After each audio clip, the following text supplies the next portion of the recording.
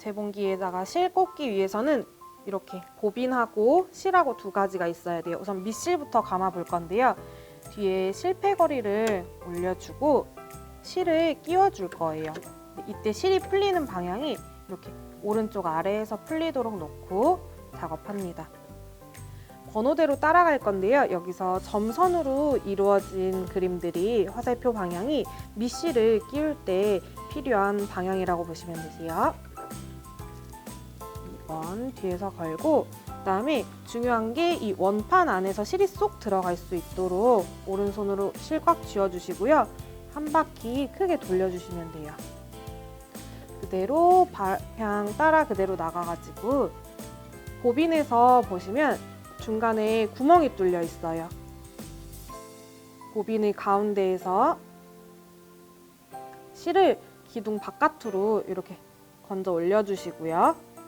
그 다음 보빈을 그대로 여기다가 꼽아주시면 돼요. 그리고 전원 켜볼게요. 이렇게 된 다음에 실은 한 7에서 10cm 정도 남겨두시고요. 얘를 오른손으로 그대로 오른쪽으로 제껴주시면 돼요. 실을 바짝 잡고 페달을 밟아서 감아줍니다. 끝에 꼬리를 잘라줍니다. 이때 여기서 한 1cm 정도 남겨놓고 잘라주시면 돼요. 그리고 다시 페달을 밟아 보빈에 80% 정도 감기게끔 페달을 계속 밟아줄게요.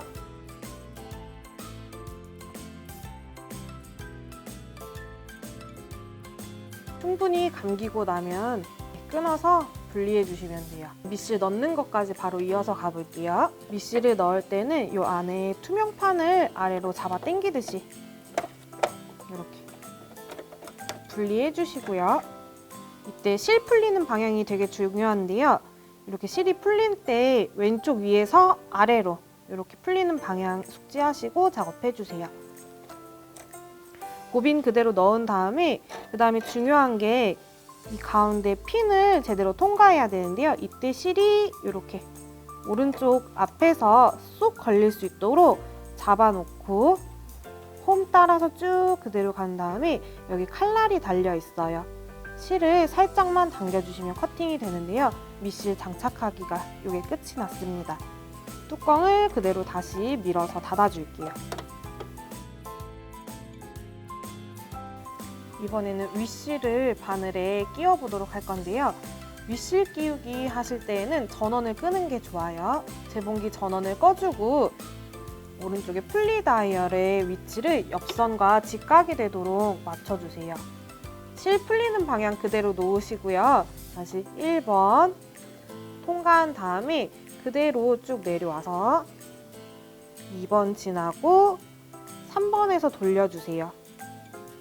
다음 오른쪽에서 왼쪽으로 크게 한 바퀴 돌리시면 실체기에 실이 자동으로 들어가요. 5번을 지나 바늘대 위에 있는 누워있는 핀에다가 실을 걸어줄게요.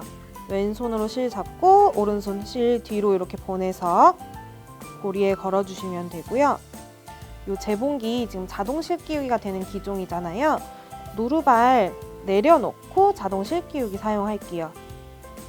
실은 여기 자동 실 끼우기 사용하실 때 갈고리처럼 생긴 데에 먼저 한번 걸어주시고요. 그 다음 왼손으로 레버 잡아 내려주세요. 그리고 방향을 앞으로 젖혀주신 다음에 이 플라스틱 사이로 실 살짝 밀어넣고 대각선으로 실을 잡아 올려주시는데요. 이때 오른손으로 잡은 실은 너무 당기지는 마시고요. 살짝만 걸어주듯이 잡아주시면 돼요. 그리고 왼손에 있는 레버를 뒤로 살짝 방향을 틀어줍니다. 실이 바늘 앞에서 뒤로 들어가는 거기 때문에 뒤에 이렇게 동그랗게 골이 형성된 거 보이시죠? 이 가닥만 쭉 길게 뽑아주세요.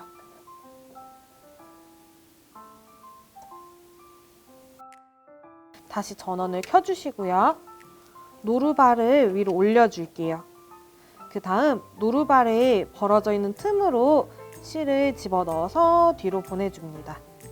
이제 재봉기에 있는 다이얼을 소개할 건데요. 가장 처음에 있는 이 다이얼은 장력 다이얼이라고 해요. 장력은 실이 서로 당기는 힘을 말하는데요. 이렇게 낮은 숫자로 갈 수도 있고요. 높은 숫자로도 이동이 가능해요. 장력은 숫자가 이렇게 높아질수록 서로 실이 당기는 힘이 매우 커지는 건데요. 4 정도에다가 맞춰놓고 써주시면 돼요. 그 다음 바로 옆에 있는 다이얼은요. 땀폭 다이얼이라고 해서 바늘의 위치를 조절을 할 수가 있는데요. 5에서부터 숫자 0까지 바늘이 이동을 할 수가 있고요. 바늘이 0에 있으면 재봉기에서 가장 오른쪽에 바늘이 위치하는 거고, 숫자 5로 되어 있을 때에는 바늘이 재봉기에서 가장 왼쪽에 장착되어 있는 거예요. 그 다음 땀 길이 다이얼이라고 해요. 스티치가 한 땀 한 땀 재봉되는 그 길이를 말하는 건데요. 숫자 4에서부터 1까지 조절이 가능하고요. 땀 길이가 길어지거나 짧아지거나 이렇게 확인해 보시면 되세요.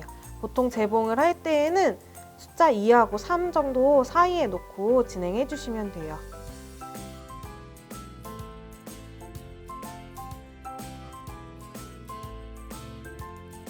이 레버는 후진 재봉 레버라고 하는데요. 우리 이따 보강 재봉이라는 걸 할 건데, 얘를 누르면서 레버를 누르면서 페달을 같이 밟아주고 사용하시는 거세요. 여기 패턴판과 패턴 선택 다이얼이 있는데요.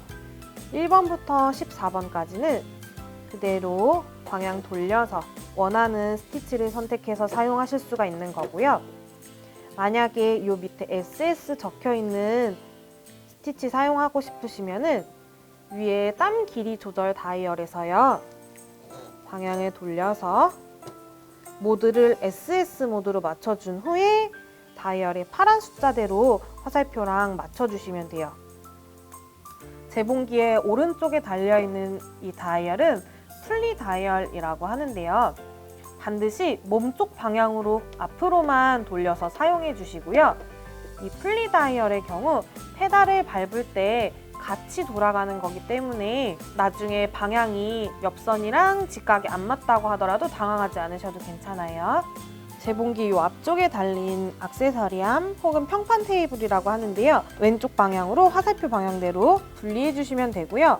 이 평판 테이블 분리하고 나면 프리암 재봉이라고 해서 우리 바짓단이나 이런 거 재봉할 때는 이렇게 앞에 테이블 분리시킨 다음에 작업해 주시면 돼요. 그리고 평소에는 여기에 보빈이나 노루발 등을 같이 담아서 보관하셔도 좋습니다. 끼울 때에는 다시 왼쪽에서 오른쪽 방향으로 그대로 밀어 넣어주세요. 이제 직선 재봉을 한번 해볼 건데요. 직선 재봉을 할 때에는 2번 스티치 다이얼 돌려서 선택해 주시면 돼요. 스티치 선택하셨으면 원단을 노루발의 오른쪽 날에 맞춰서 노루발 내려볼게요. 노루발이랑 원단이랑 나란히 했을 때 이때 노루발 오른쪽 끝에서 원단이 딱 보일랑 말랑 하게끔 있는 게 가장 안정적으로 재봉할 수 있는 방법이에요. 재봉을 맨 처음에 시작할 때에는 페달을 밟아서 바늘이 3땀 정도 움직이면 멈춰 볼게요.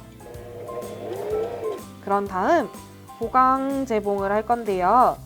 후진 레버 눌러주면서 페달을 밟아주는 거예요. 처음 시작하고 끝날 때 이 기능 반복적으로 해줄게요.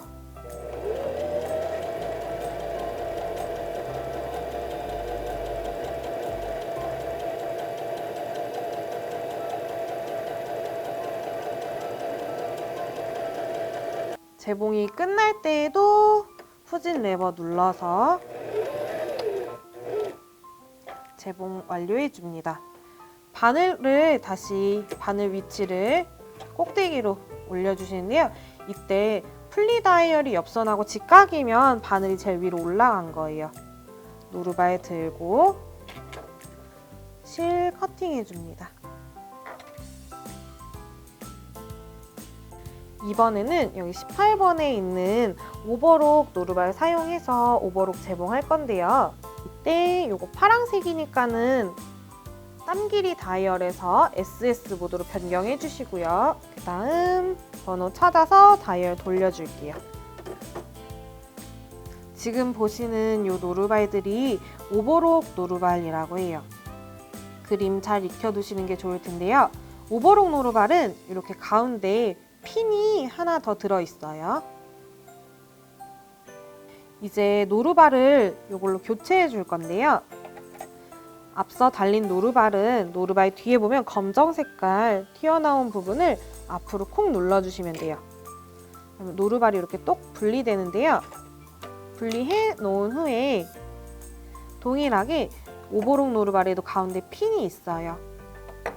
이 핀을 톱니 위에 얹어놓고 노루발 레버 살짝 내려주시면 돼요. 원단의 가장자리에 오버록을 칠 건데요. 원단의 가장자리가 이번에는 노루발 바깥으로 나오지 말고 아까 설명했던 이 핀에다가 맞춰주시는 거예요.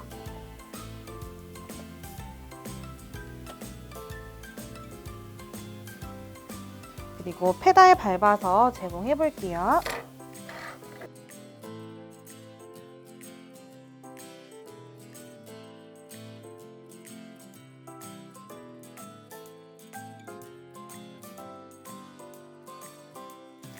재봉이 끝나면 노루발을 위로 올리고 원단을 뒤로 살짝 당겼다가 분리해 주시면 돼요.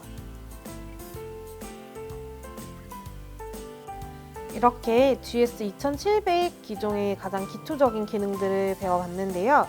더 다양한 수업이나 아니면 노루발 배우고 싶으시다면 소잉 팩토리 매장으로 방문해 보세요.